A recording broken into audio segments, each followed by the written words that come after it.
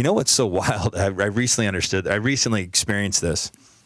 I thought that like adversity was the only way to find like a chiseled, hungry, go-getter, motivated individual.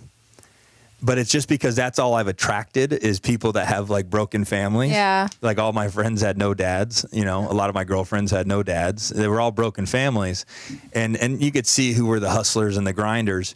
But as like I experience life in the world a little bit more, like I'll meet like this guy that's equally as hungry, and he's a totally normal, not jaded, you know, guy. And I'm like, I didn't even know, as dumb as it may sound, that mindset existed. You could be motivated and raised by a totally normal family and implement it, you know, in life.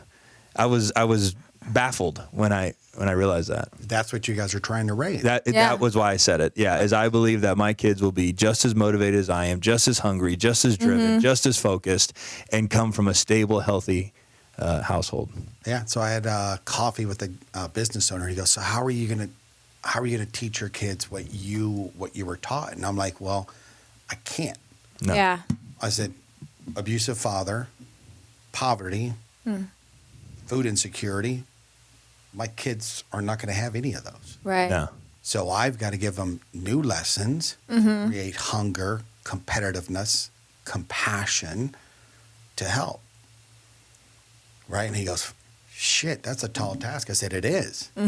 Right? Because they're not going to be driven by what I was driven by. Right. Right. It's almost the opposite. It's all the trauma. It's the 5 traumatic things. You're going to teach the opposite Yeah. to get it out of them. Correct.